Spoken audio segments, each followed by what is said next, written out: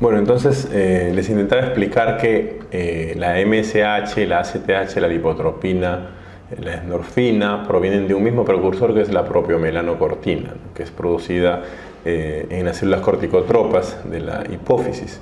Entonces, de los tres tipos de MSH, la alfa MSH, gamma MSH y la beta MSH, la más activa y la que se encarga de la pigmentación es principalmente la alfa MSH, la más activa de las tres hormonas, ¿no? Y como ustedes verán, la alfa MSH deriva de la ACTH. Esa es la hormona CLIP, que es un péptido intermedio tipo corticotropina, ¿no? Que tiene algún efecto tipo corticotropina, pero bueno. La beta-lipotropina se puede escindir en alfa-lipotropina y beta-endorfinas. Todas estas son modificaciones post-transcripcionales. Puesto que esta hormona, la ACTH, da origen al alfa-MSH, en pacientes con síndrome de Cushing dependiente de ACTH podemos ver hiperpigmentación, como aquí, por ejemplo. Sin embargo, también esto puede verse en pacientes con síndrome de Nelson, ¿no?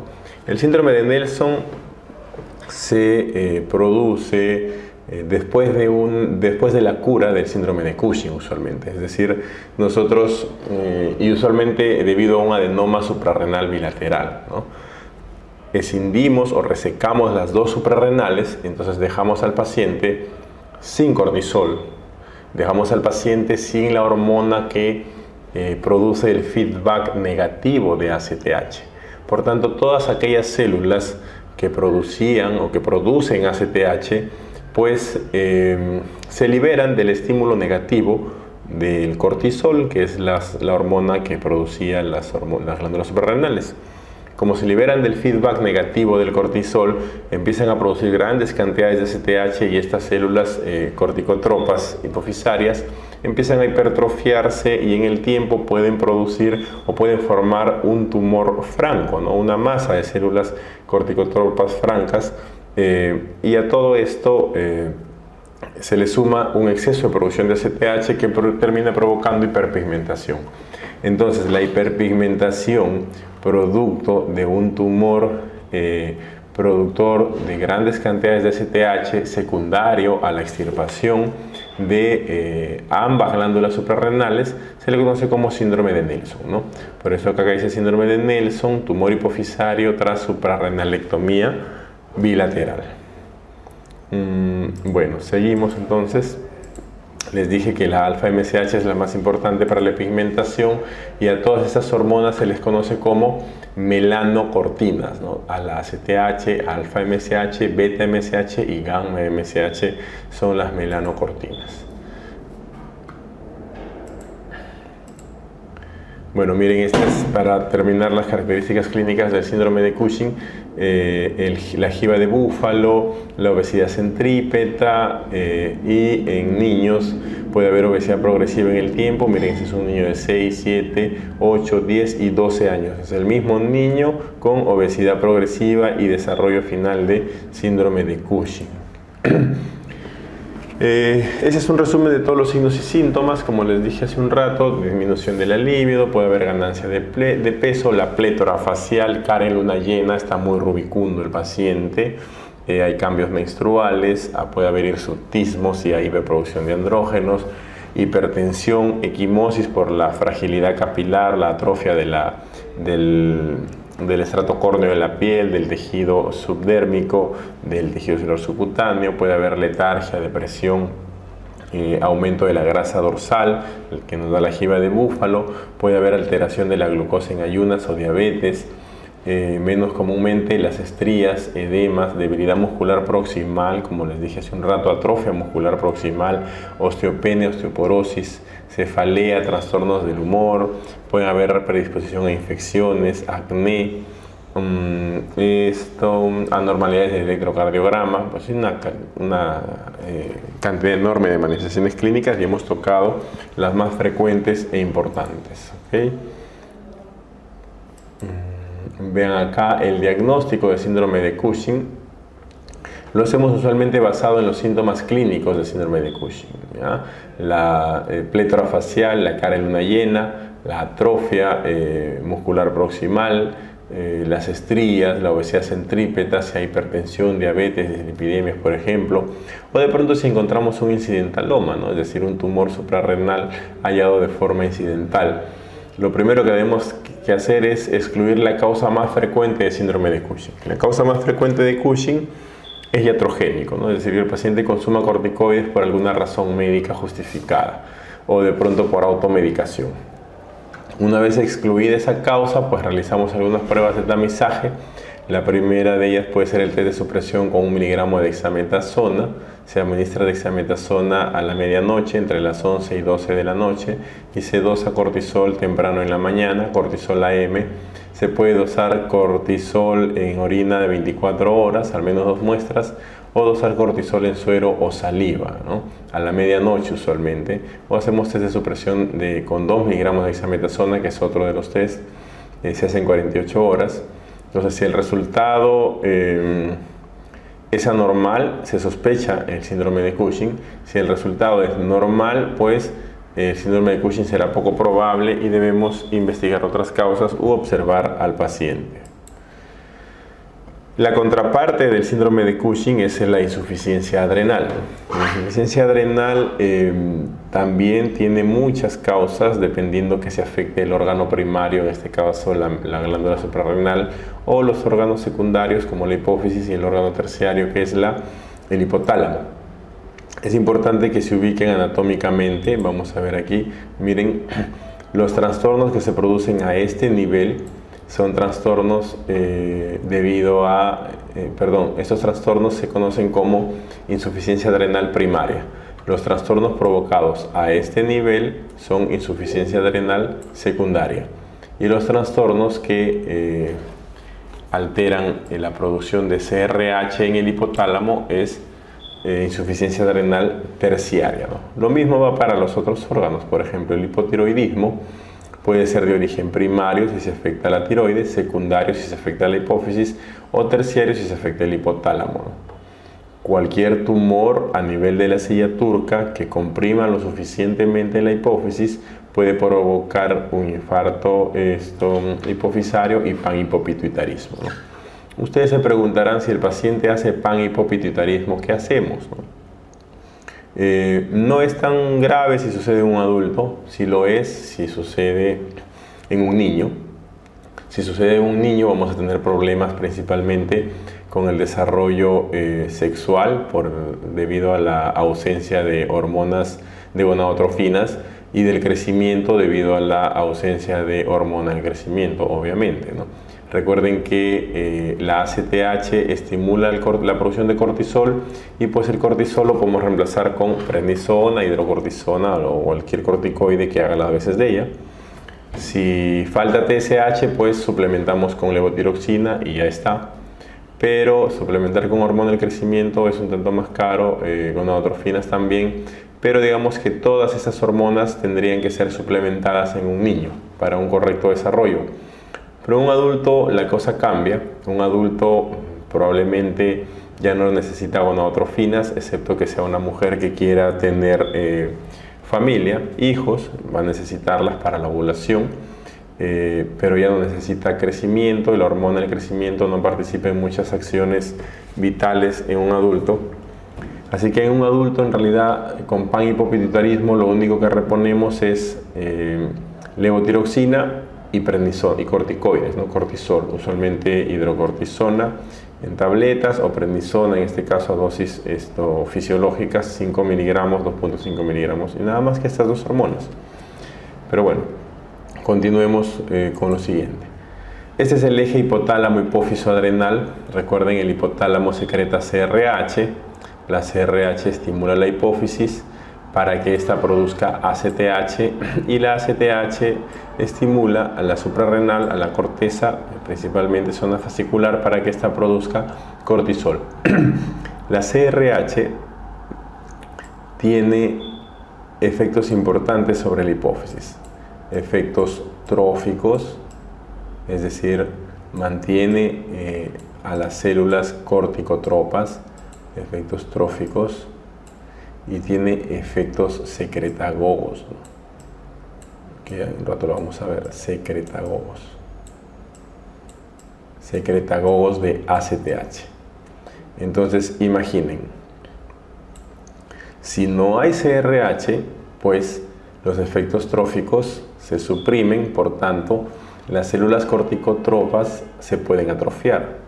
Si no hay CRH, no hay efecto secretagogo, por tanto las pocas células corticotropas que quedan no producen ACTH y eso termina provocando una ausencia de producción de cortisol y por tanto insuficiencia adrenal.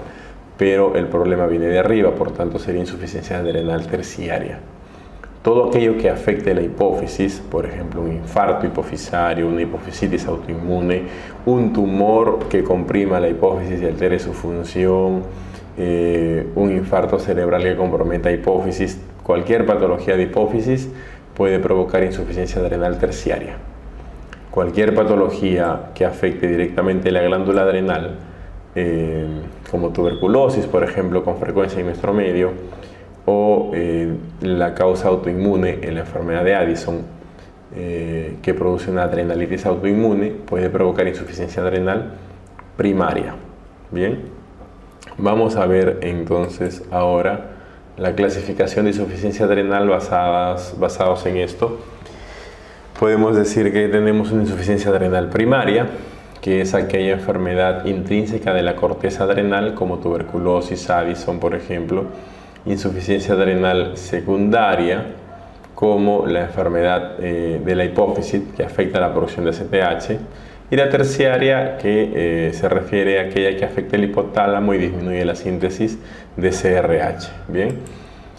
Miren, esto es lo que sucede tanto en la fisiología normal. El hipotálamo estimula hipófisis a través de CRH y la glándula adrenal a través de ACTH. Finalmente el efector es el cortisol. En la insuficiencia adrenal primaria, pues la glándula se afecta, no se produce cortisol y el cortisol no realiza el feedback negativo, por tanto aumenta la CRH, aumenta la ACTH, intentando sobreestimular la adrenal para producir cortisol y no se puede. Por tanto, en un paciente con insuficiencia adrenal primaria encontraremos cortisol bajo y ACTH elevada, ¿no? ¿Podemos medir ACTH basal? Sí, se puede medir ACTH basal, no es un test complejo. En la insuficiencia adrenal secundaria, que vamos a obtener cortisol bajo debido a que no hay ACTH, pero la CRH va a estar elevada intentando estimular la hipófisis. Entonces, en secundaria tenemos ambos, ACTH bajo, cortisol bajo, ¿correcto? Y en la terciaria vamos a tener todo bajo, ¿no? ACTH baja, cortisol bajo y CRH bajo, debido a que el problema está en el órgano central, que es el hipotálamo. ¿Cuáles son las causas? La causa de insuficiencia adrenal primaria, usualmente autoinmune, enfermedad de Addison, puede ser en el contexto de otros síndromes, como el síndrome poliglandular autoinmune, por ejemplo. Infecciones como tuberculosis, SIDA pueden provocar insuficiencia adrenal primaria. La hiperplasia adrenal congénita, recuerden que les conversé hace un rato, por deficiencia de 21-hidroxilasa, no produce cortisol y produce grandes cantidades de andrógenos. El síndrome de Waterhouse-Friedrichsen, en el contexto de un paciente con meningococcemia usualmente, también con estreptococo neumonio puede ser, pero con más frecuencia vemos en meningococcemia, que es un infarto hemorrágico de las adrenales, no de insuficiencia adrenal aguda. La secundaria, cualquier enfermedad de la hipófisis, cuando hay deficiencia aislada de ACTH por alguna mutación en la producción de ACTH, deficiencia familiar de globulina fijadora de cortisol con transcortina, es raro, injuria cerebral traumática y algunos progestágenos también. El síndrome de Sheehan, por ejemplo, poshemorragia postparto, puede ser una causa de hipofisitis o infarto hipofisario. Y la causa terciaria más frecuente es la deprivación de corticoides. Y en segundo lugar, la cura de un síndrome de Cushing. Cualquier paciente con una supresión brusca de los corticoides puede desarrollar insuficiencia adrenal terciaria. O aquel paciente que tenía síndrome de Cushing debido a un tumor adrenal o a un tumor productor de ACTH y es resecado ese tumor, puede desarrollar insuficiencia adrenal terciaria. Y vamos a ver por qué, más o menos por lo que les expliqué hace un rato, ¿no? En estos dos casos, en el paciente que sufre de privación de corticoides es un paciente que había estado recibiendo grandes dosis de corticoides y probablemente tenía Cushing. Y este paciente con síndrome de Cushing también no estaba recibiéndolos, pero tenía un tumor adrenal o un tumor productor de STH que hacía que existan grandes cantidades de cortisol en sangre. ¿Y qué hace el exceso de cortisol a nivel del hipotálamo? Ahora lo vamos a ver. Perdón, acá. Entonces, el exceso de cortisol o de glucocorticoides, tanto exógenos como endógenos, provoca reducción de la síntesis y secreción de CRH a nivel de hipotálamo. ¿Qué hace la CRH en la hipófisis? Lo que les dije hace un rato, favorece el trofismo de las células corticotropas y además tiene un efecto secretagogo de ACTH sobre estas células corticotropas. ¿Qué sucede si se reduce la síntesis y secreción de CRH? Por tanto, hay trofismo negativo y hay ausencia de secreción de ACTH. En el tiempo, las células corticotropas de la hipófisis sufren hipotrofia y también hipoplasia, o sea, se reducen en tamaño y en número. Eso provoca que se produzcan muy poquitas cantidades de propio melanocortina, por tanto de ACTH y sus derivados, ¿no? De pronto, la poca cantidad de MSH clínicamente no es muy relevante, pero la poca producción de ACTH clínicamente sí es muy relevante, puesto que si no hay ACTH no se puede producir cortisol y la zona fascicular principalmente se atrofia en la corteza suprarrenal. También sufre algunos daños la zona reticular, pero principalmente la fascicular, que termina provocando depresión de cortisol finalmente, ¿no? Entonces, ¿cuál sería el tratamiento acá? En el caso de la deprivación de corticoides, una reducción paulatina de los corticoides para dar tiempo a que las células corticotropas se vayan desarrollando nuevamente y para que la síntesis y secreción de CRH se vaya nuevamente reponiendo, ¿no? Se vaya reajustando y poco a poco se vaya reestructurando el eje hipotálamo-hipófiso suprarrenal. Entonces, la reducción no significativa de los andrógenos pues no es relevante en estos casos, por tanto no hay mayores manifestaciones clínicas de ello, y lo que no se afecta es la producción de mineralocorticoides, porque recuerden que la producción de aldosterona depende del sistema renina-angiotensina-aldosterona, ¿no? Este sistema comienza con la renina producida desde las células yuxtaglomerulares a nivel del mesangio en el glomérulo. Cuando el mesangio o el aparato yuxtaglomerular detecta cambios de presión arterial o sodio, produce renina. La renina convierte el angiotensinógeno que proviene del hígado en angiotensina 1. La angiotensina 1 es convertida a angiotensina 2 gracias a la ECA producida en los pulmones. Y la ECA pues tiene múltiples acciones, ¿no? Uno de ellos es incrementar la actividad simpática a nivel de la médula suprarrenal, estimula la producción de catecolaminas suprarrenales, aumenta la reabsorción de sodio y la excreción de potasio. Esto favorece la secreción de aldosterona desde la corteza suprarrenal, provoca vasoconstricción arteriolar, por tanto incrementa la presión arterial, y a nivel de la pituitaria nos ayuda con la secreción de ADH, de la vasopresina o antidiurética, y por tanto nos permite reabsorber agua, todo para aumentar la volemia y retener sodio, ¿correcto? Esa es la función del sistema renina-angiotensina-aldosterona, y por tanto en un paciente con insuficiencia adrenal terciaria pues la producción de aldosterona no se afecta. Pero, ¿qué pasa en un paciente con insuficiencia renal secundaria? Tampoco se afecta la producción de aldosterona, porque recuerden que en la secundaria solo se afecta la producción de ACTH, y la ACTH solo controla la zona fascicular. Pero, ¿qué sucede en un paciente con insuficiencia adrenal primaria? Addison, por ejemplo. Addison es una adrenalitis autoinmune, compromete toda la corteza suprarrenal, glomerular, fascicular, reticular.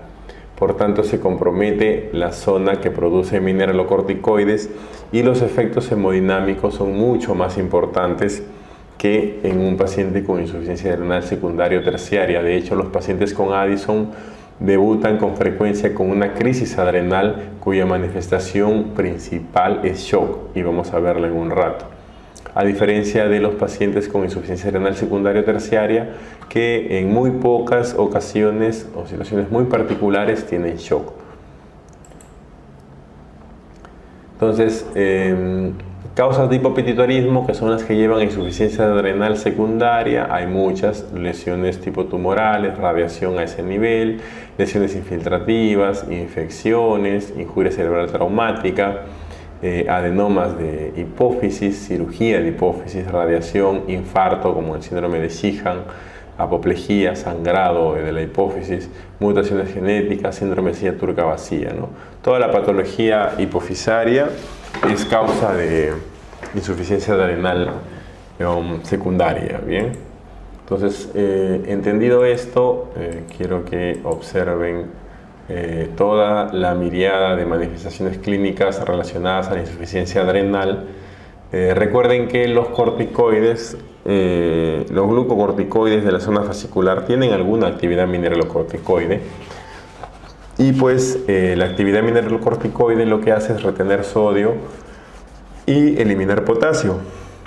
Por tanto, la ausencia de corticoides lo que provocaría sería lo contrario, es decir, hiponatremia e hipercalemia, ¿no? Puede haber eosinofilia en muchos pacientes con insuficiencia adrenal, no en todos, pero miren, 17%.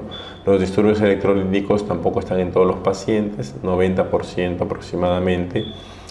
Puede haber pérdida de peso, sí, por la ausencia de corticoides, y puesto que estos pacientes suelen tener hiporexia o anorexia en el 100% de los casos por la falta de corticoides. Hay debilidad, fatiga, cansancio, puede haber náuseas, vómitos, no toleran la vía oral, bajan más de peso, estreñimiento y dolor abdominal, ¿no? Esas manifestaciones gastrointestinales son muy importantes porque muchos de estos pacientes pisan continuamente la emergencia por síntomas gastrointestinales, dolor abdominal, náuseas y vómitos, y son mal enfocados o mal abordados como si fueran pacientes con gastritis aguda. El dolor abdominal puede ser tan intenso que podría simular una pancreatitis a veces. Muchos pacientes con insuficiencia adrenal han llegado a emergencia por dolor abdominal intenso, epigástrico, náuseas y vómitos. Se les hace 1000 exámenes, puesto que lo más frecuente en un cuadro así es pancreatitis o una infección urinaria, una pielonefritis, y todo sale normal, ¿no? Son tratados como gastritis aguda, enviados a casa, y a los 2-3 días vuelven nuevamente a emergencia por lo mismo, ¿no? Y si uno hace bien la historia clínica, muchos de esos pacientes han tenido o tienen síndrome por retiro o deprivación de corticoides, ¿no? Porque han estado tomando corticoides por alguna razón, usualmente automedicada. Vamos a ver más rato un caso. Tienen mucho antojo por comer sal, pueden tener ortostatismo, mareo postural, dolor en articulaciones, en músculos. Puede haber hiperpigmentación, recuerden, si es una enfermedad de Addison sobre todo. Si es Addison, es adrenalitis autoinmune bilateral, es parecido a un síndrome de Nelson, ¿no? Entonces, las suprarrenales están destruidas por un mecanismo autoinmune, por tanto la ACTH está liberada, se producen grandes cantidades de ACTH, y la ACTH per se produce hiperpigmentación debido al desdoblamiento en MSH, ¿no? Hormona estimulante de los melanocitos. También puede haber vitíligo, calcificación auricular en varones principalmente, ¿no? Ahora quiero que vean, esta paciente con hiperpigmentación difusa por Addison, miren, cara, manos. Aquí la paciente, cuando fue diagnosticada de Addison, esta paciente tenía alrededor de 55-60 años, y 30 años más tarde, a los 80 más o menos, miren cómo luego de tratado el problema se despigmenta, ¿no? Tarda mucho, pero se logra despigmentar, ¿ya? Miren, puede haber melanonique en Addison. Miren las uñas hiperpigmentadas, el lecho unguial en realidad hiperpigmentado.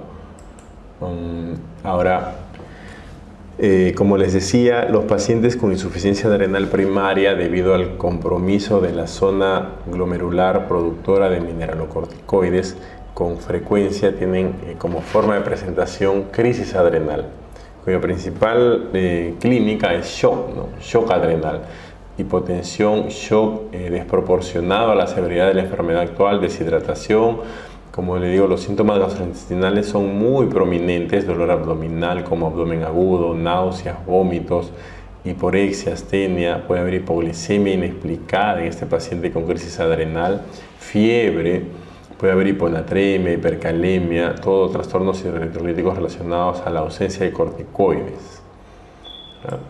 Ahora, el diagnóstico es más o menos sencillo, y puesto que la principal causa de este problema, en realidad, una de las causas más importantes es deprivación de corticoides, ¿no? La corticoterapia es muy usada para diferentes patologías, sobre todo autoinmunes en nuestro medio, y muchos pacientes abandonan la corticoterapia por los efectos adversos sin consulta médica, ¿no? Sin un monitoreo ni un seguimiento médico.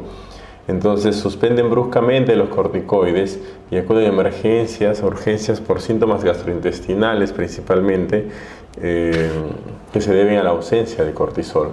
Entonces lo que hacemos usualmente es medir ACTH plasmática y cortisol a los 60 minutos luego de un test de estimulación con ACTH, 250 microgramos. Lo más sencillo es que todo esté normal, entonces no hay insuficiencia adrenal y la clínica es por otra razón, que nos echaremos a buscar. La otra posibilidad es que el paciente tenga cortisol bajo luego de la estimulación con ACTH y ACTH baja. Recuerden, si el cortisol está bajo y la ACTH baja, el problema puede ser secundario o terciario. Pero si el cortisol está bajo y la ACTH está muy alta, entonces el problema definitivamente es primario, ¿no? Como les mostré hace un rato. Ahora, ¿cómo determinar acá si es secundaria o terciaria? La historia clínica podría decirnoslo, ¿no? Si es una deprivación por corticoides, lo más probable es que sea terciaria. Y si el paciente tiene, por ejemplo, síntomas visuales, podremos pensar en un tumor a nivel de la hipófisis y causa hipofisaria secundaria, ¿no? Entonces, pero la prueba bioquímica es hacer un test de estimulación de CRH. Si nosotros tenemos una respuesta prolongada o exagerada de ACTH al estimular con CRH, pues entonces el problema no está en la hipófisis, sino el problema está arriba, ¿no? En el hipotálamo. Entonces tendremos insuficiencia adrenal terciaria. Pero si la respuesta ACTH está ausente o subnormal, pues entonces el problema no es CRH, sino el problema es secundario, hipófisis. Esa es más o menos la forma de establecer el nivel de la insuficiencia adrenal, ¿ya? Ese es un caso clínico real. Es una mujer de 53 años que acude a emergencia porque 4 semanas antes había cursado con náuseas persistentes, vómitos 4 o 5 veces por día, que no guardaban relación con alimentos, pero que se exacerbaban con la ingesta de ellos. Asociaba debilidad general, astenia y hiporexia. 7 días antes del ingreso se agrega dolor abdominal, leve, moderado, difuso, predominio epigástrico, no irradiado, que llega a ser hasta 8 de 10 y por lo cual ella acude a emergencia. En realidad esta paciente ingresó a emergencia hasta en 3 oportunidades. La primera vez fue dada de alta, tratada como una paciente con gastritis aguda. La segunda vez no se le encontró diagnóstico a pesar de la persistencia de estos síntomas, pero fue internada o observada 24 horas en emergencia. Como no se le encontró diagnóstico y los antieméticos paliaron parcialmente las náuseas y los vómitos, fue dada de alta. Se le hicieron muchos exámenes, hemograma, no ha tenido sinofilia, se le hicieron hemograma, se le hizo examen de orina, amilasa, lipasa, ecografía abdominal, todo salió normal en esta paciente. Así que la segunda vez, aparte de los exámenes que se le hicieron, todos normales, se le observó 24 horas, mejoró los síntomas y fue dada de alta. En la tercera vez que ella reingresa a la emergencia, se le hizo una historia clínica un tanto más detallada, mejor elaborada, y pues ella dijo que tomaba de forma recurrente dexametasona. Ese fue un dato que las 2 anteriores veces que había ido a urgencias no se había investigado. Finalmente ella dijo que tomaba dexametasona más o menos 4 a 8 miligramos por día, 3 o 4 veces por semana. a veces 4, a veces 8, a veces 4 veces, a veces 3 veces, a veces incluso 5 veces por semana desde hace poco más de un año debido a dolor en la rodilla derecha. ¿Por qué tomaba dexametasona? Porque ella sufría de artrosis en la rodilla que le provocaba dolor recurrente. Entonces, cada vez que ella había ido a su médico tratante por este problema, pues su médico le indicaba diclofenaco y dexametasona y con eso el dolor se abatía, ¿no?, durante unos días. Volvía a ir a su médico y le indicaba lo mismo. Pues como ya le indicaba todo el tiempo lo mismo, ella optó por automedicarse, pero obvio el diclofenaco y ya tomaba dexametasona, no se inyectaba sino la tomaba. Y de todas formas con tomar 3 o 4 días, a veces hasta 5 días de dexametasona, el dolor le pasaba. Obviamente el efecto era transitorio, ¿no? Duraba unos pocos días, volvía el dolor y volvía a tomar. Y así se le había pasado durante poco más de un año. La paciente no tenía síntomas evidentes de Cushing, había aumentado 5 kilos en el último año, pero no tenía estrías, no tenía fase sin luna llena, plétora facial, pero era una consumidora crónica de corticoides. De pronto, un par de meses antes, unas 6 o 8 semanas antes de que ella comenzara con toda la sintomatología, de que viniera la emergencia, se choca con una prima, una familiar que era enfermera, y ella le dice pues que no está bien que tome corticoides en esas dosis durante tanto tiempo, que era malo y que podría tener eventos adversos serios. Entonces ella, por esa recomendación, decide suspender la dexametasona y semanas más tarde comienza con toda esta sintomatología. Pues dado estos datos, la paciente fue hospitalizada y se le administró inmediatamente hidrocortisona. Luego de administrarse hidrocortisona, a las 2 o 3 horas la paciente estaba completamente asintomática, ¿no? No tenía náuseas, no tenía vómitos, su fuerza regresó, se sentía con mucho vigor. O sea, la respuesta fue muy rápida en realidad, y lo que ella había tenido era una insuficiencia adrenal terciaria por deprivación de corticoides, ¿no? Y así como ella, muchos pacientes que pisan urgencias por sintomatología parecida y que no se da el diagnóstico o se fuerzan diagnósticos que no tiene el paciente y nos olvidamos de preguntar por el antecedente de medicación, ¿no? Por eso es importante hacer una buena historia clínica. Como ustedes se dan cuenta, en esta paciente el diagnóstico fue hecho con la historia clínica nada más, no fue necesario dosarle ACTH, cortisol, etcétera, en el momento, por lo menos para tratar la forma aguda. Luego, hospitalizada, se le dosó ACTH y efectivamente el ACTH estaba muy baja, muy por debajo del nivel normal, lo cual indicaba una insuficiencia adrenal secundaria o terciaria, puesto que no hay logística para poder hacer el test de estimulación de CRH para determinar con exactitud el nivel del problema, y se asumió que es una insuficiencia adrenal terciaria por el consumo crónico de corticoides, ¿no? Recuerden que los corticoides producen compromiso de la secreción y síntesis de CRH a nivel del hipotálamo.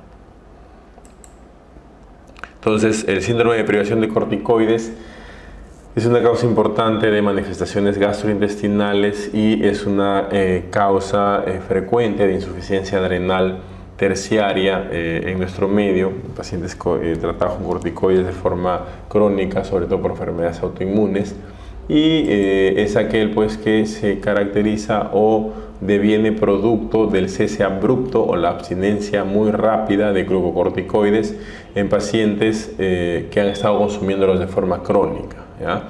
Todo eso debido a que los corticoides suprimen el eje hipotálamo pituitario suprarrenal desde su origen, ¿no? Es decir, desde acá arriba, desde el hipotálamo. Entonces, la supresión del eje, sumado a las manifestaciones clínicas de insuficiencia suprarrenal, derivados del cese abrupto de glucocorticoides, es lo que conocemos como síndrome de deprivación de corticoides. ¿Qué pacientes tienen alta probabilidad de desarrollar insuficiencia suprarrenal terciaria por abstinencia de corticoides? Estos 3 grupos. Cualquier persona que haya recibido una dosis de corticoides comparable con más de 20 miligramos de prednisona al día al menos 3 semanas. Cualquier persona que haya recibido una dosis vespertina, es decir, por la tarde o a la hora de acostarse, de 5 miligramos o más de prednisona durante más de unas pocas semanas, de algunas semanas, quizá 3 o 4 semanas, pero en la noche. Recuerden que si se administra durante la noche, suprimimos el eje. O cualquier paciente que tenga una apariencia cushinoide, ¿no? Eso es típico. Esos son pacientes que tienen alto riesgo de síndrome de privación de corticoides. ¿Qué debemos hacer? ¿Cómo debemos manejar la corticoterapia en pacientes que están tomando glucocorticoides exógenos y que van a ser sometidos a procedimientos mayores?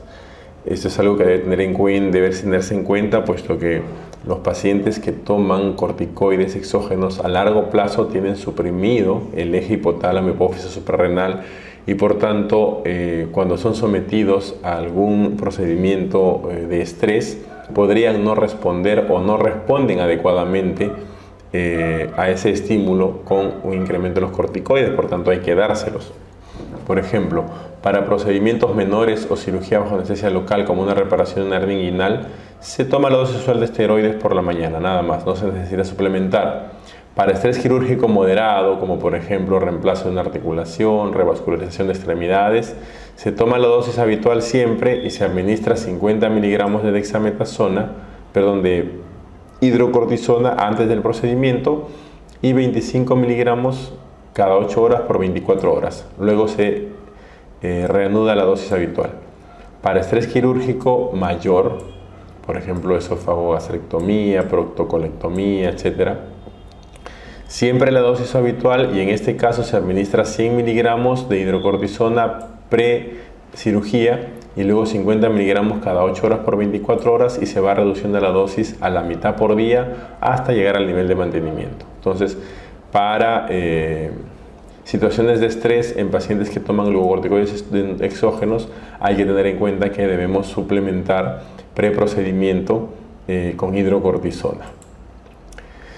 Bueno, y uno de los temas de las patologías que van a haber con mucha frecuencia en el ambiente hospitalario es diabetes, ¿no? Diabetes mellitus de pronto constituye hasta el 30% de los pacientes que están hospitalizados en un pabellón de medicina interna, ¿no? Un servicio de medicina interna. Es importante que conozcan un poco la fisiopatología de la diabetes mellitus. La diabetes mellitus tipo 2 no tiene una causa específica, a diferencia de la diabetes mellitus tipo 1 que podría ser inmune, o la diabetes tipo MODY por mutación puntual de un gen, por ejemplo. La diabetes tipo 2 tiene una fisiopatología muy compleja, ¿no? Y que tiene que ver con alteración de la función de múltiples órganos a distintos niveles. La explicación fisiopatológica clásica inicial de la diabetes mellitus tenía que ver con la tríada clásica o el triunvirato, ¿no? Que son estos 3 órganos: músculo, páncreas e hígado. La primera explicación a la diabetes mellitus tipo 2 es la alteración del receptor del transportador de glucosa a nivel de tejido periférico, ¿no? A nivel muscular, el GLUT4. La alteración de este transportador implica resistencia a la insulina, es decir, el músculo, el receptor de insulina no responde bien a la insulina y por tanto los transportadores GLUT4 no se exponen en la membrana de las células musculares y no puede captarse glucosa. Es resistencia a la insulina. La resistencia a la insulina en el tiempo provoca hiperinsulinemia, es decir, hace que el páncreas empiece a producir mayor cantidad de insulina para tratar de compensar la resistencia a insulina. Entonces entramos en un estado de hiperinsulinemia, ¿no? Hiperinsulinismo. El tema es que está demostrado que la sobreproducción de insulina a largo plazo agota la célula beta. El agotamiento de la célula beta finalmente lleva a un déficit de secreción de insulina, que es el segundo componente del triunvirato, y esa deficiencia de insulina también es condicionada por la resistencia hepática a la insulina, ¿no? que me produce hiperproducción hepática de glucosa, ¿no? Aumenta la gluconeogénesis. Recuerden que la insulina favorece también la producción hepática de glucógeno. Pues la no respuesta a la insulina del hígado me produce hiperproducción hepática de glucosa con gluconeogénesis, glucogenólisis, y todo eso contribuye a la hiperglicemia que caracteriza la diabetes tipo 2. Sin embargo, estos no serían los únicos ni los últimos mecanismos fisiopatológicos que explican la diabetes mellitus, sino que más adelante se suma otro componente, ya un cuarto componente, y a este cuarto componente sumado a los otros tres se le conoce como el cuarteto disarmónico, y el cuarteto disarmónico tiene que ver con la lipotoxicidad, que tiene que ver con el exceso de tejido graso, ¿no? Por eso es que los pacientes obesos tienen un riesgo mayor de desarrollar diabetes tipo 2 que los pacientes no obesos. Se cree que esta mutación que hay a nivel del receptor de insulina en los pacientes predispuestos a diabetes tipo 2 podría ser la expresión de esta alteración podría ser condicionada por la obesidad, el sedentarismo, o sea, hábitos de vida, estilos de vida inadecuados, ¿no? En el caso del cuarto componente, la lipotoxicidad se refiere a que el exceso de ácidos grasos libres o el exceso de tejido graso produce lipólisis incrementada, y esto provoca exceso de ácidos grasos libres que median la lipotoxicidad. Se cree que los ácidos grasos libres, por ser el sustrato para la gluconeogénesis, incrementan la gluconeogénesis hepática. Además, actúan directamente sobre el receptor de insulina, provocando resistencia a insulina, reducen la síntesis de glucógeno en el tejido muscular, eso contribuye a la hiperglicemia, y también alteran la función de la célula beta de tal manera que hacen que, o sea, producen lipotoxicidad en la célula beta, que hace que la célula beta produzca menos insulina. Entonces, todo eso tiene que ver con el exceso de ácidos grasos libres en un paciente obeso, de hecho, principalmente, ¿no? Entonces, luego no queda ahí, se suma un quinto componente a todo el esquema fisiopatológico de la diabetes mellitus tipo 2, cuando se observó que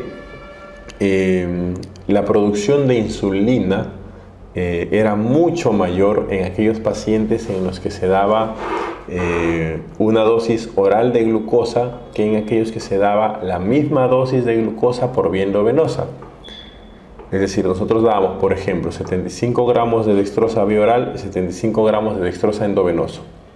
Esos 75 gramos de dextrosa oral estimulan mucho más la producción de insulina que los 75 gramos de dextrosa parenteral. Entonces nos preguntamos qué sucede, qué pasó.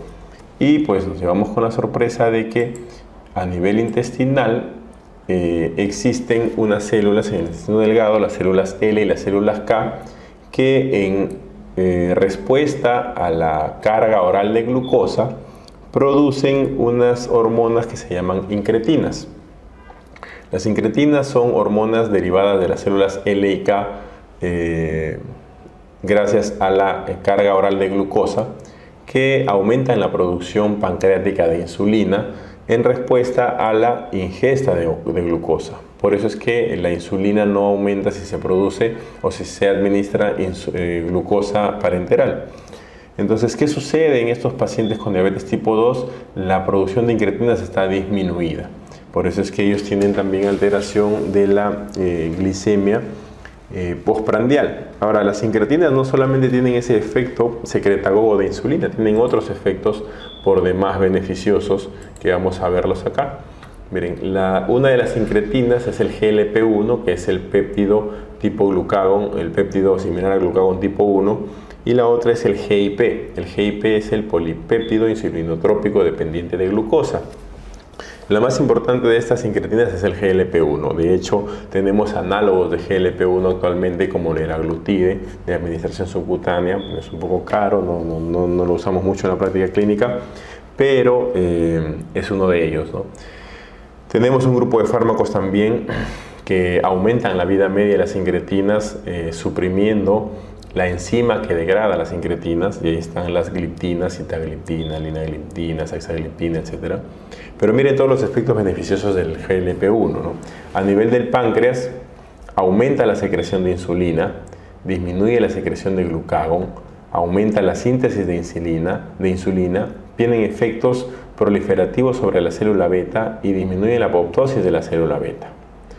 Producen sensación de saciedad a nivel cerebral. De hecho, los pacientes que se les indica un inhibidor o un inhibidor de PP4, es decir, un medicamento que aumenta la vida media de las incretinas, disminuye su apetito, ¿no? Disminuye el apetito, hay neuroprotección, disminuye el vaciamiento gástrico, por tanto disminuye el pico de glicemia, aumenta la captación y almacenamiento de glucosa en el músculo, disminuye la producción hepática de glucosa y tiene eventualmente acciones cardioprotectoras y de la función cardíaca, ¿no? Así que tiene, miren, múltiples acciones las incretinas. Aquí vamos a ver qué enzima es la que las degrada. La DPP4 degrada rápidamente las incretinas, por tanto la vida media no es más que unos segundos. Entonces lo que usamos como fármaco son inhibidores de DPP4, ¿no? Inhibidores de DPP4 están todas las gliptinas, ¿no? Que vamos a verlas más adelante, gliptinas. Todas las gliptinas son inhibidores de DPP4 y los encargados de incrementar la vida media de las incretinas, y por tanto median todos estos efectos beneficiosos de las incretinas. Pero bueno, ahí no quedaría el quinteto por excelencia, sino que recuerden que las incretinas disminuyen la síntesis de glucagón desde las células pancreáticas, y considerando que el diabético tiene una disminución de las incretinas, pues los pacientes diabéticos tienen un aumento de la secreción de glucagón, y esto no solamente debido a la sobreproducción de la hormona, sino que haya un aumento de la cantidad de células alfa productoras de glucagón en el páncreas. Normalmente en el páncreas las células alfa constituyen el 35% de toda la masa de células endocrinas. En pacientes con diabetes mellitus 2 se ha encontrado que esta masa de células alfa puede llegar a constituir el 58% del total de las células endocrinas pancreáticas, y esto contribuye al desarrollo de diabetes tipo 2. Además, el penúltimo componente del octeto es el riñón, ¿no? Poco considerado antes en la fisiopatología de la diabetes, pero hay que considerar que el riñón es un órgano metabólicamente muy activo que consume mucha glucosa, que además participa en la gluconeogénesis y que reabsorbe glucosa, ¿no? El riñón filtra más o menos 180 gramos de glucosa por día, de los cuales reabsorbe el 99%. Solamente 0.5 gramos por día de glucosa son excretados, no más. En el paciente diabético, la reabsorción de glucosa a nivel renal está muy incrementada, ¿no? De hecho, actualmente tenemos medicamentos que bloquean el transportador de glucosa, que es el SGLT2. El SGLT2 es un transportador a nivel tubular proximal que se encarga de reabsorber glucosa. La actividad del SGLT2 está incrementada en el paciente diabético, por tanto ellos reabsorben más glucosa del usual. Y cuando bloqueamos este medicamento, con por ejemplo dapaglifosina o empaglifosina, aumentamos la excreción de glucosa hasta 70 gramos por día, cuando normalmente se excretan 0,5 gramos por día. Con los medicamentos aumentamos la excreción en 70 gramos día. Y el último componente, es a nivel de neurotransmisores. Se cree que en el diabético tipo 2 hay una disfunción hipotalámica que condiciona alteración en el apetito, ¿no? Y hace que estos pacientes tengan un apetito descontrolado y mucha avidez por comer carbohidratos, y eso disregula todo, llevando a el desarrollo de diabetes mellitus tipo 2. Ese es el octeto ominoso de Defronzo. Actualmente ya están en el Egregious 11, que es como, digamos, 11 componentes ominosos de la diabetes. Se suman algunos más además de estos criterios, pero eso ya lo vamos a revisar luego. ¿Cómo diagnosticamos diabetes, ¿no? Los criterios del ADA para diabetes no han cambiado mucho en realidad. Esto es de la guía publicada en el 2017, que se basa en los estándares de atención del 2011. No han cambiado en mucho, pero bueno, esto es lo que tenemos ahora. Para diagnosticar diabetes necesitamos una hemoglobina glicosilada mayor o igual a 6.5, realizada en un laboratorio garantizado, certificado por el NGSP, que es el Programa Nacional de Normalización de Hemoglobina Glicosilada, o debemos tener una glucosa en ayunas mayor o igual de 126. El ayuno se define como la no ingesta calórica durante al menos 8 horas. Bien, en un paciente con hiperglicemia inequívoca, un paciente sin signos y síntomas de diabetes, estas pruebas deben repetirse al menos 2 veces. Bien, en un paciente con signos y síntomas, estas pruebas no son necesarias repetirse, con una sola es suficiente. Otro criterio es glucosa a las 2 horas, glucosa plasmática a las 2 horas de un test de tolerancia oral a la glucosa mayor o igual a 200. Entonces, también debe repetirse si no hay signos y síntomas evidentes para completar el diagnóstico. Pero en un paciente con síntomas clásicos de hiperglicemia o con crisis hiperglicémica, cetoacidosis o estado hiperosmolar, una glucosa en plasma aleatoria mayor o igual de 200 es diagnóstica. Vamos a ver un caso en un momento. Bien. Entonces, sin embargo, hay pacientes que nosotros los consideramos en alto riesgo de desarrollar diabetes. Estos pacientes han sido etiquetados como prediabetes. El ADA los pone así, como prediabetes. Sin embargo, prediabetes es un término un tanto inexacto, puesto que da la falsa idea al paciente de que no tiene diabetes, sino que está un poquito antes de desarrollar diabetes. La mayoría preferimos llamarlo como diabetes incipiente, ¿no? Porque es un paciente que tiene alto riesgo de desarrollar diabetes. Es un paciente que, si no cambia los estilos de vida, va a desarrollar diabetes tal vez en algunos meses o de pronto en algunos años, pero el riesgo es muy alto.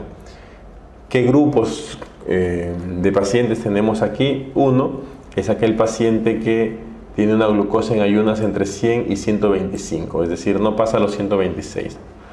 Esto es lo que antes llamábamos resistencia a la insulina, ¿no? Resistencia a la insulina. El otro es un paciente con test de tolerancia oral a la glucosa, una glucosa plasmática a las 2 horas del test entre 140 y 199. Eso también es prediabetes. Esto es lo que llamábamos antes intolerancia a la glucosa. Bien. Entonces, la intolerancia a la glucosa y la resistencia a la insulina están dentro de lo que conocemos ahora como prediabetes. Sin embargo, prediabetes también puede diagnosticarse con la hemoglobina glicosilada. Y una hemoglobina glicosilada entre 5.7 y 6.4 nos indica presencia de prediabetes también. De estos 3 tests, ¿cuál es el que descubre la mayor cantidad de diabéticos, por decirlo de alguna forma, ocultos o subclínicos? Ese es el test de tolerancia oral a la glucosa, ¿no? La hemoglobina glicosilada tiene varias razones por las que podría no ser tan precisa. Sin embargo, nos ayuda mucho para el control, sobre todo del paciente ya diagnosticado, y podemos tener una reglita más o menos aproximada de hemoglobina glicosilada.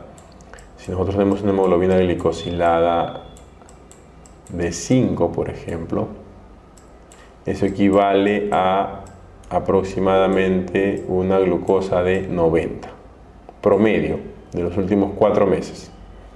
Si tenemos una glicosilada en 6, eso equivale aproximadamente a una glucosa en 120.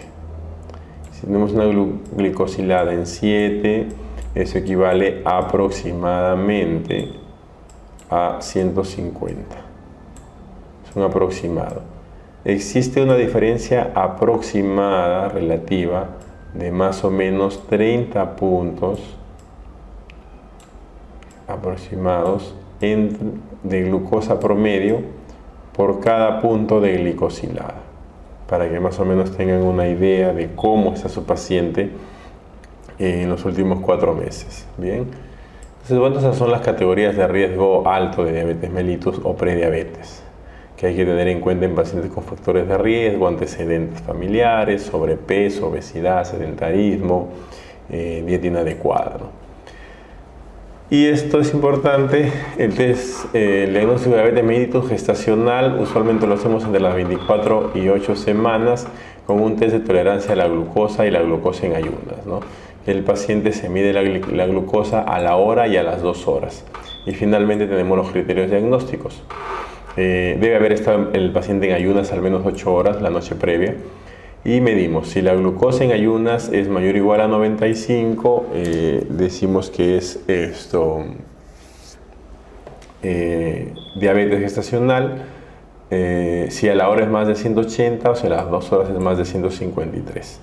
Esos son los valores que debemos encontrar en plasma, en ayunas y a la hora y a las 2 horas del test de tolerancia oral a la glucosa para diagnosticar diabetes mellitus gestacional. Bien. Las manifestaciones clínicas de diabetes. La diabetes, recuerden, es una enfermedad eminentemente asintomática, como la hipertensión arterial. Sin embargo, cuando las glicemias pasan de 250 o 300, pueden haber manifestaciones importantes como poliuria por diuresis osmótica, polidipsia, aumento de la sed por la hiperosmolaridad que genera la glucosa, polifagia. Recuerden que el paciente diabético tiene mucha glucosa circulando en sangre, pero no puede usarse, el músculo no puede usarla. Entonces el paciente entra en un estado de inanición relativa en realidad, ¿no? Porque lo que come no lo puede usar, entonces empieza a consumir mucho tejido graso, ácidos grasos libres, empieza a bajar de peso mucho y a pesar de ello tiene mucha hambre, ¿no? Por eso pierde peso. Entonces son las 4P, poliuria, polidipsia, polifagia y pérdida de peso a pesar de que el paciente mantiene un apetito adecuado o de pronto incrementado, ¿no?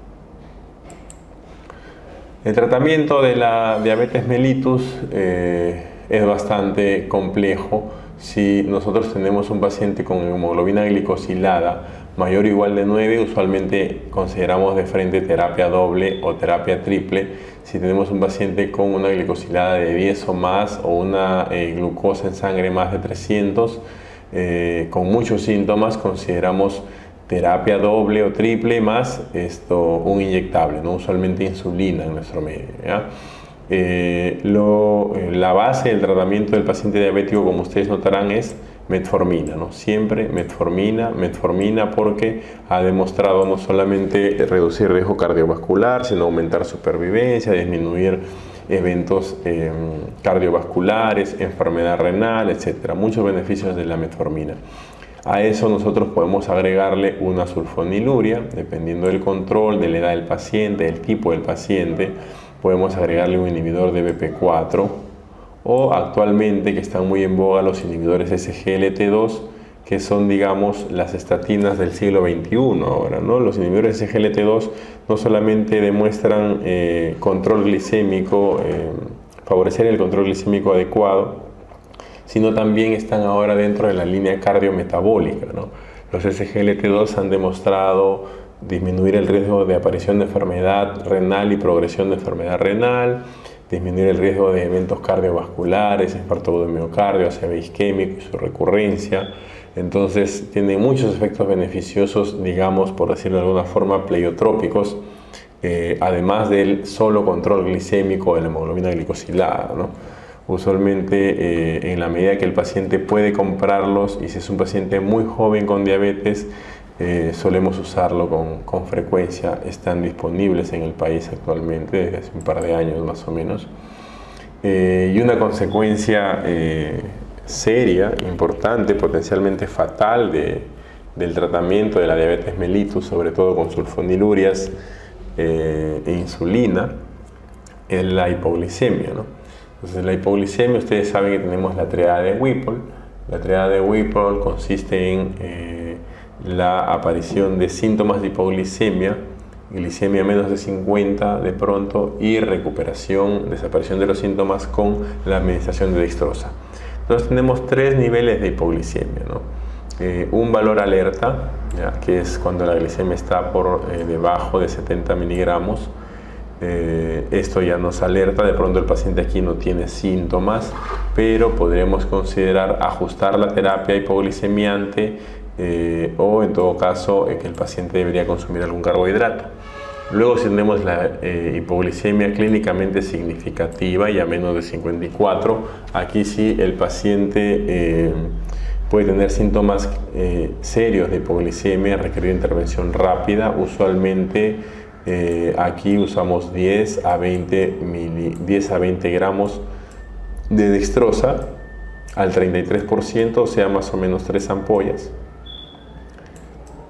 Y la hipoglicemia severa, en la que, bueno, no hay un punto de corte de glucosa, pero usualmente hay trastorno de conciencia severo, ¿ya?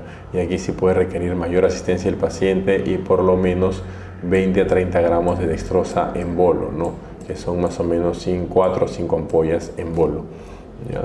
Entonces es una complicación aguda que tiene que ver más con el tratamiento de la diabetes que como consecuencia de la diabetes por sí misma.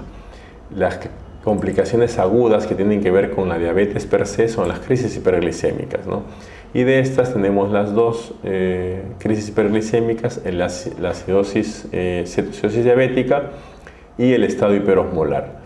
Ambas problemas se presentan en un paciente diabético usualmente mal controlado, no controlado o un paciente que debuta con diabetes. El paciente con cetoacidosis diabética tiene, podemos resumirlo en dos características importantes, ¿no? Tres características importantes. Uno, que tenga acidosis metabólica, GAP elevado. GAP elevado. Que tenga glucosa más de 250, como en este paciente. Glucosa más de 250. Y presencia de cetonas. Cetonas en orina e idealmente cetonas en plasma, ¿no? En nuestro medio no es posible dosar cetonas en plasma, así que nos valemos de la presencia de cetonas en orina. Bien. Pero necesitamos estos tres criterios para diagnosticar cetoacidosis diabética. Miren acá. Para cualquier tipo de cetoacidosis, leve, moderada o severa, tenemos que tener glicemia más de 250. Un paciente con glicemia más de 250 está en riesgo de tener cetoacidosis. Muchos pacientes entre 250 y 300 tienen cetonemia, es decir, exceso de cetonas en sangre, pero el buffer bicarbonato aún compensa, entonces no desarrollan acidosis metabólica. Pero recuerden que el exceso de estos cetoácidos o cetonas en sangre lo que nos va a provocar es un incremento del GAP. Recuerden que las cetonas son parte de los aniones no medidos, entre comillas, no medidos o no medibles, y por tanto incrementan el GAP. Así que podemos tener pacientes con 300 de glucosa, con pH normal, bicarbonato normal, es decir, no tienen acidosis metabólica, pero si ustedes ven el GAP va a estar alto.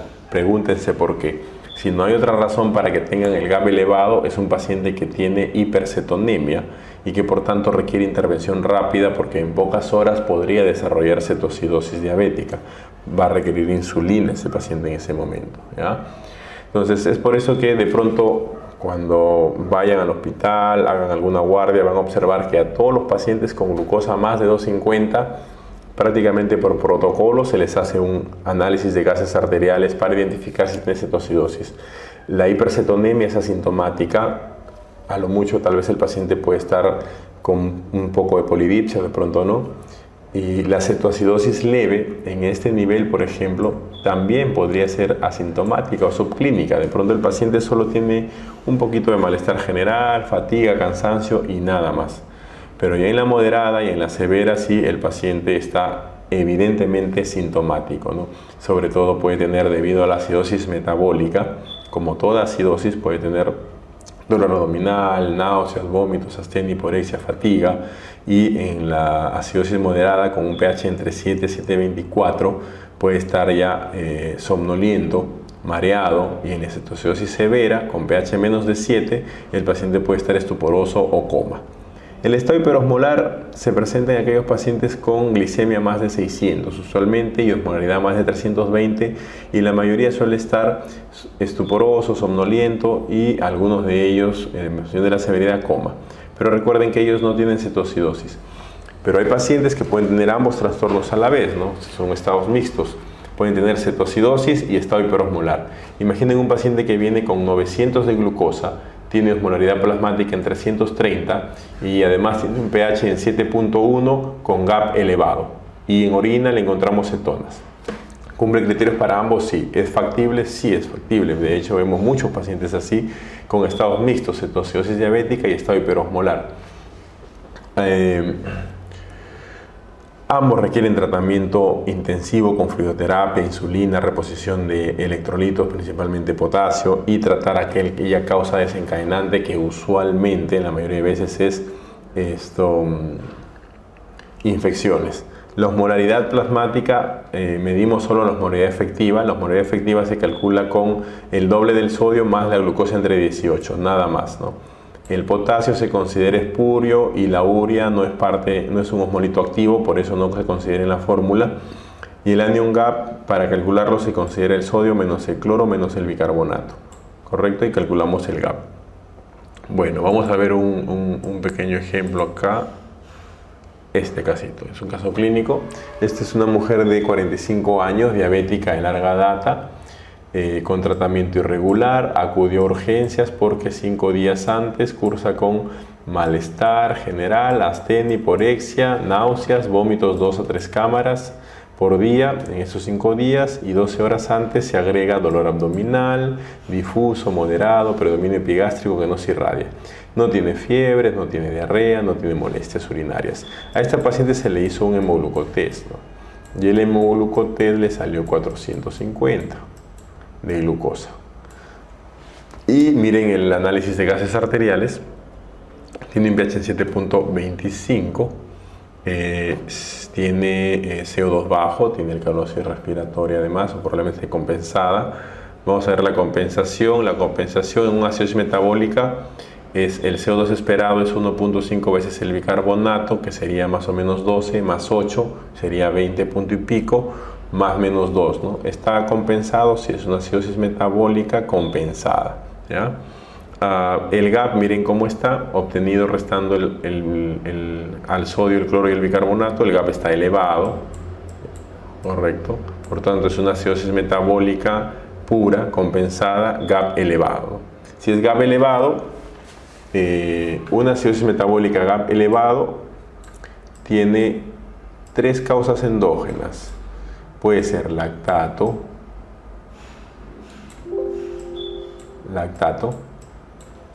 puede ser falla renal, porque el riñón deja de funcionar y retiene hidrogeniones, y los hidrogeniones elevan el GAP.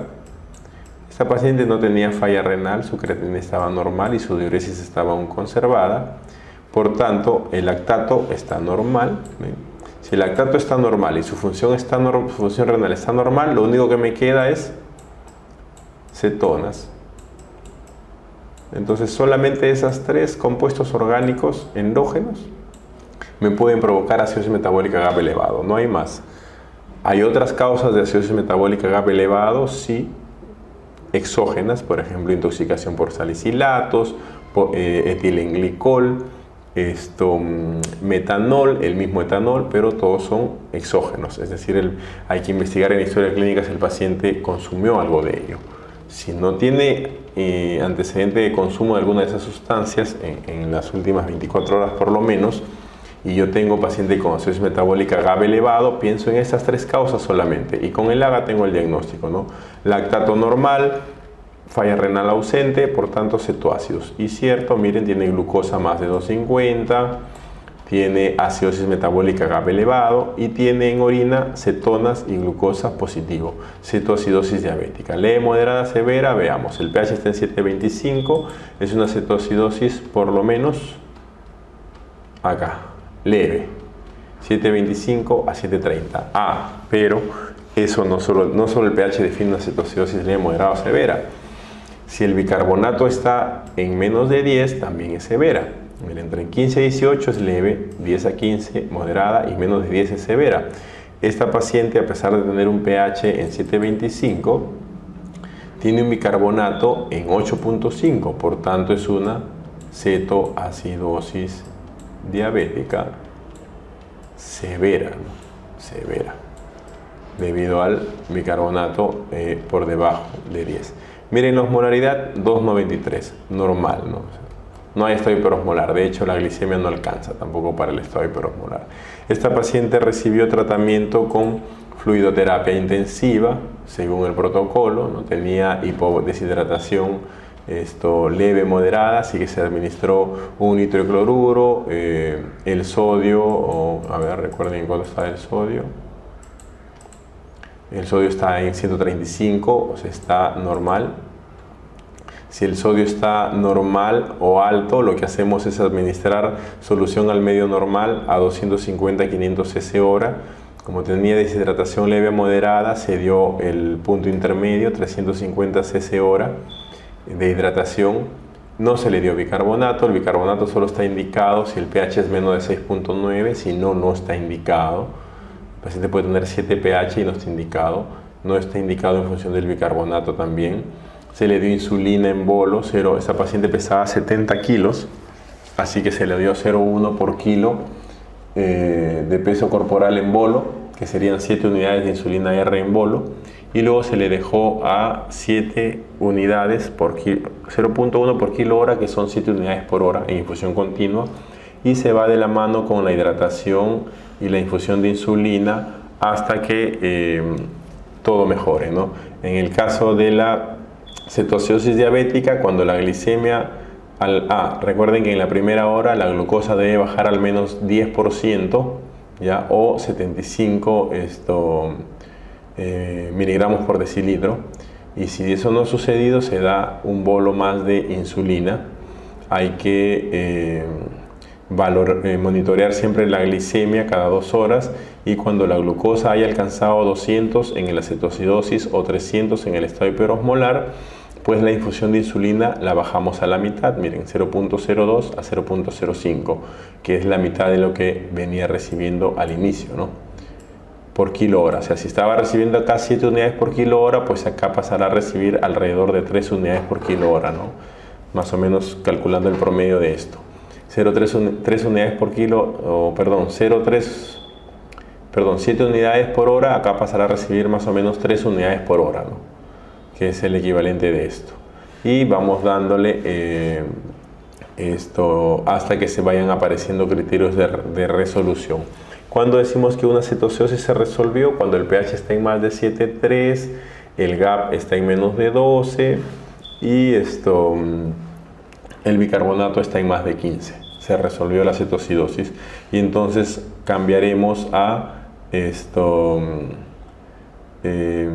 insulina, de acción prolongada, ¿no? Cuando hayamos bajado la dosis de insulina, debemos asegurarnos de que la glicemia se mantenga entre 150 y 200 hasta que se resuelva completamente la cetoacidosis. Esto es un rango seguro para evitar la hipoglicemia, es decir, y para evitar el riesgo de que el paciente desarrolle cetoacidosis. La cetoacidosis se puede desarrollar en horas, en minutos tal vez, no es rápido. Sumado a esto, usualmente manejamos potasio, ¿ya? Recuerden que si el potasio está en menos de 3.3, usualmente retrasamos la insulina y le ponemos bolos de potasio. Usualmente el potasio lo cargamos acá, en este cloruro. Le ponemos 1 o 2 ampollas de potasio en este cloruro y se lo administramos ahí, y le cargamos potasio también en este cloruro que lo administramos en infusión continua. Ahí va el potasio. Como se administra en infusión continua, va pasando. Recuerden que si el paciente tiene hipocalemia en menos de 3.3, usualmente diferimos la administración de insulina hasta que el potasio suba. Lo logramos rápidamente, usualmente en la primera hora, en las primeras 2 horas, con la administración de potasio en estos fluidos, ¿no? ¿Ya? Y luego ya arrancamos con el potasio en mantenimiento, ¿no? ¿Cómo mantenemos el potasio? Recuerden que usualmente damos 20 a 30 miliequivalentes de potasio en cada litro de solución, ¿ok? que usualmente es una ampolla. Una ampolla de potasio tiene 28 mil equivalentes, eso lo metemos en un nitrocloruro y se lo pasamos ahí, ¿no? Y bueno, hasta que se resuelva la crisis hiperglicémica, ¿no? Bueno, eso es todo con respecto a la segunda parte de endocrino. Espero que hayan tenido buena experiencia con esta parte del curso y hayan aprendido algo. Nos vemos en infectología. Muchas gracias.